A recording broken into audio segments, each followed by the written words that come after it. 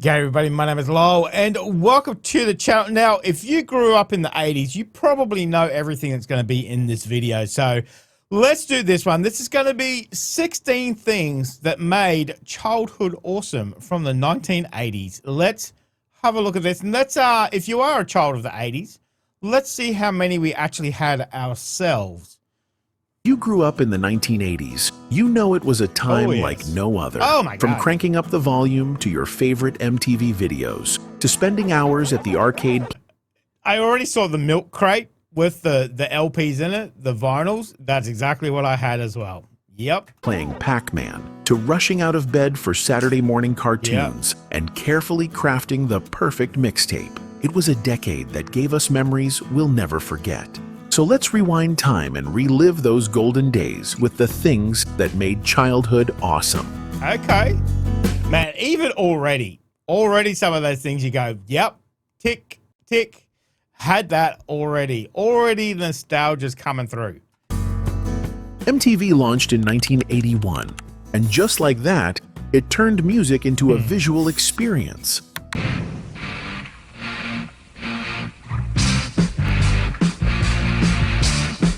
I still remember the first time I saw the video for Sweet Child O' Mine. It felt like the whole world stopped for those few minutes. Suddenly, your favorite songs weren't just on the radio. They had music videos with iconic visuals that stayed with you long after the song ended. MTV gave us a front row seat to the 80s music scene, with artists like Madonna and Michael Jackson lighting up the screen and shaping pop culture in real time. And we'll get into those legends in a bit. But for now, MTV was the channel that made music a non-stop part of our daily lives. Saturday morning cartoons. Now that was the highlight of the week. Scooby-Doo, Smurfs, He-Man, Transformers, you name it, it was there. The second that NBC or ABC Peacock flashed on screen, you knew it was go time. No DVRs, no streaming. If you missed it, you were out of luck till you had to run to the toilet in between adverts. That's it. Go. It's back on. It's back on. Reruns. And let's be real. We all tried to convince our parents that watching Super Friends counted as educational. Yep. Those mornings were pure magic, simple, silly, and so good. Remember when these round-faced dolls with their adoption papers caused complete chaos? Moms lined up for hours. Kids... We even got these in Australia. I remember these. Begged endlessly. All for that magical moment of unboxing. The sweet vinyl smell, the carefully chosen name, and the way everyone swore they were real. The clothes, the accessories, God, even those huge. Questionable yarn hairdos. People adored every little detail. Because in that moment, holding your very own Cabbage Patch Kid, it wasn't just a doll, it was a childhood treasure. When the Nintendo Entertainment System dropped, it was a game. Oh my God, I love Nintendo. I had two brothers, so we all played Nintendo. Loved it. Loved it. Changer. Suddenly, your living room turned into your personal arcade. Never had the robot. I mean, you'd have to be pretty bloody rich to have the robot. I mean, we're lucky enough to get Duck Hunt with the gun. Never had the robot, though. Kids everywhere were glued to their TVs, blasting through Super Mario Brothers, Zelda, and Donkey Kong. The 8-bit graphics might seem basic now, but back then, they were a whole new world. I only found out a couple of years ago that Duck Hunt was a two-player game. One would control the ducks and the other one would shoot. I never knew that. We never played it as a two-player game. We only played it as one. And you can make the ducks go faster or slower. Or they would go faster if you got higher level. But I never knew you could actually control them. You know, a two-player game. Never knew that. Of course, our parents set a timer to limit how long we could play. But every minute was gold. It gave us some of the best moments in gaming history. And in this video, we'll also take a look at another console that came out a little earlier. One you probably... Excite Bike? Oh, I love that game. I love that game. Oh, and you can make your own tracks as well. Know well. Pac-Man was more than just a game. It was an obsession. You couldn't walk into an arcade without hearing that iconic tune. Oh my God. The simple concept of Yep. gobbling up dots while avoiding ghosts became a phenomenon. Kids, teens, even adults, all trying to get the highest score and maybe even see that infamous game over screen. The yellow circle with a mouth became a pop culture icon, and Pac-Man wasn't just a game, it was part of everyday life. Who else spent hours in front of that screen chasing the perfect run? For us, Blockbuster was the ultimate movie destination. Oh, the old Blockbuster. The old Blockbuster. Trip on a Friday, go down, choose a movie, pick up some pizza on the way home, make a night of it because there's nothing else on TV. I mean, you didn't have 4,000 channels. That was it. If it wasn't on, it wasn't on. Man, oh, Blockbuster, I'll miss it. Miss it. Destination.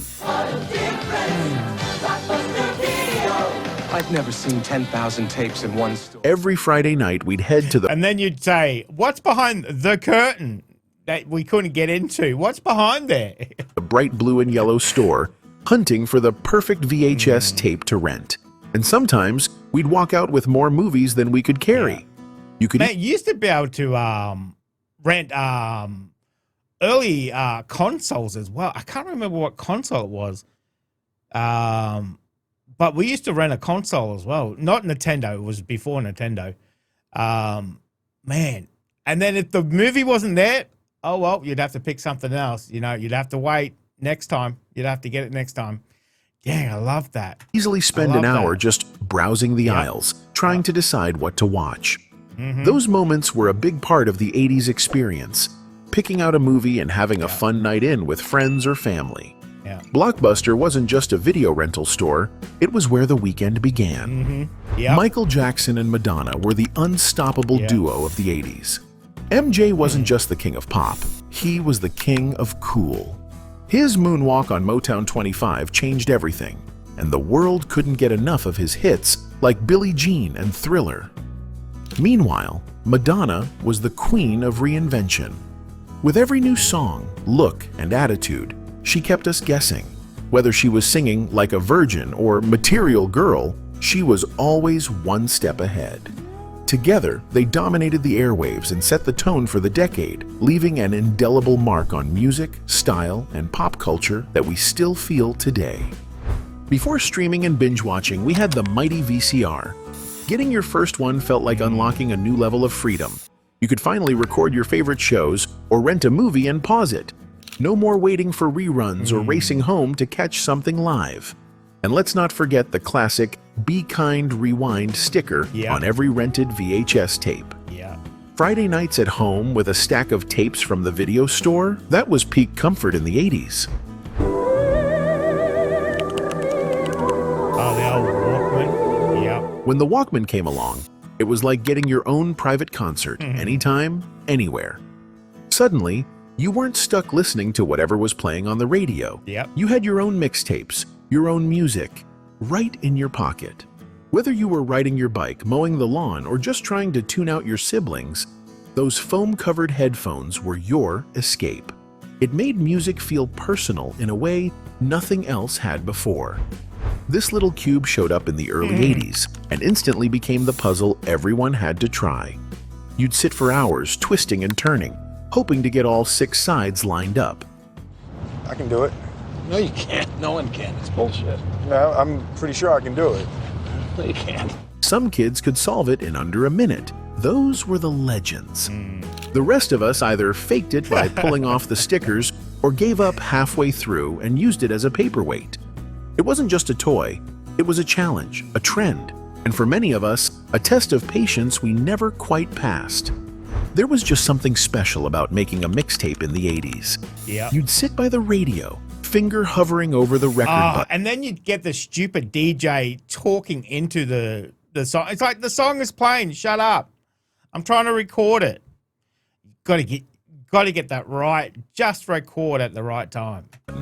Waiting for your favorite song to come on, hoping the DJ wouldn't talk over the intro. See, I told ya, it's an 80s thing. I told ya.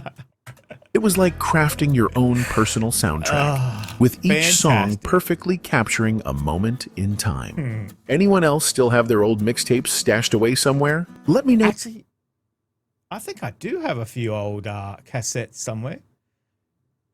I used to listen to the car. Obviously, took me a while to get a CD player in the car. Now they don't come with anything.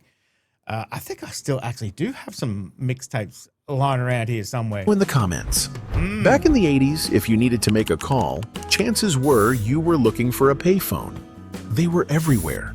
On street corners, in gas Reverse stations, and charges. outside stores. No texting, no instant messaging.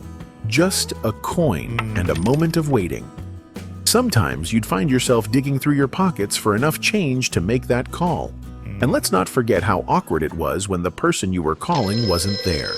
Still, those payphones were our lifeline, giving us a way to stay in touch when you couldn't be home or didn't have a landline. Wrestling. God, I can't remember the last time I used a payphone. Now, all the payphones we have here are now all Wi-Fi hotspots, you know, so at least they're still getting some use. I mean, you don't do anything with it. It just increases your Wi-Fi, but I mean, it is what it is. It's gone. Everybody's got a phone in their pocket now. Why would you need any? So I haven't seen a payphone for years and years and years. In the 80s was pure excitement, and Hulk Hogan was the larger-than-life hero we all looked up to. We were obsessed. We'd watch him rip his shirt off, flex those muscles, and all secretly hope we'd grow up to be just as strong. He made it feel like good always won in the end, with that signature, "What you gonna do when Hulkamania runs wild on you?" The WWF was packed with wild characters, flashy Ultimate outfits, and storylines that had us glued to the screen. But for us kids, Hogan was the man. The Atari 2600 was our first real taste of home gaming. Sure, the graphics were far from realistic. Think simple shapes and pixelated colors. I remember that but game that didn't too. matter. It was all about the thrill of playing something new. Games like Space Invaders and Pac-Man pulled us in, and we'd spend hours trying to get that perfect high score. It was a time when video games were an exciting new frontier, and every joystick movement felt like an adventure. God, yes. For many of us, the Atari 2600 was the start of a lifelong love for gaming. I think it was the late 70s Atari came out, but obviously very popular in the 80s as well. Very, very popular. The Smurfs were everywhere in the 80s. These One of my tiny blue favorites. creatures lived in mushroom houses and got into all sorts of mischief, led by the Gargamel. wise and caring Papa Smurf. Every Saturday morning, we'd tune in to watch their adventures, hoping they'd outsmart the evil Gargamel and his cat, Azrael. The Smurfs weren't just a cartoon. They were a world of imagination, filled with quirky characters and heartwarming moments. And let's not forget about that theme song. If you were a kid back then, it's likely still playing in your head right now.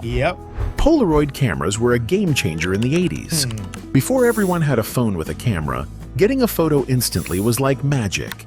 You'd snap a picture, shake it for a few seconds, and then watch as the image slowly appeared in front of your eyes. It wasn't just about taking pictures, it was about capturing moments that you could hold in your hand right away. And even though digital photos rule today, there's something special about those vintage instant prints. If this video reminded you of the good old days, there's plenty more to explore on the channel. Feel free to explore and share any memories from your childhood that I may have missed in the comments. Let's keep the conversation going. Oh my God, that was brilliant. That brought up a lot of nostalgia. Some of those sights and the sounds, simple things like Mario Brothers, just those little sounds that just come flooding back. It's not the sound so much, it's what it's connected to, that memory, that era. Blockbuster, Ataris, and the first time you got a Nintendo. And then 2 years later, you have to blow in the cartridges because the bloody thing won't work, which you're not supposed to, apparently, but everybody did it. But great time to be alive, the 80s. It was definitely an era of technology changing, you know, we got the Walkman and everything else like that. Was previous generations didn't have anything like that, you know. And now when you look back on it, you think, oh yeah, that's pretty dated. You know, we have a telephone that can do everything. Every single thing that we used to do in the 80s, you can do it right in your pocket. Technology is going very, very fast, but when we lose all those older technologies, you lose that kind of connection, even though it was technology, you used it together, you know. So like a phone, you use it by yourself, you know. But consoles and stuff like that, Blockbuster, you used to do it as a family, you know. As I said, a Friday night, you go down to Blockbuster, you pick a video out, you know. You maybe, if you're lucky, you get a new release because they were more expensive. You'd have to get the weekly one, you know. You get 7 for $7 or something at weekly, you know. But you know, it was an event. Now you just sit down, you put on Netflix, and you don't even think about it. You know, you don't even think about it. You know, you spend an hour looking at Netflix and Stan and Prime Video and everything, and you walk away because there's too much on. There's too many choices. You know, you don't watch anything. There's no magic in that anymore. So that was brilliant. I really liked that. I really liked that. That nostalgia was flowing. It brought back a lot of memories. I want to go away and watch some Smurfs, and Gummy Bears were one of my favorites as well.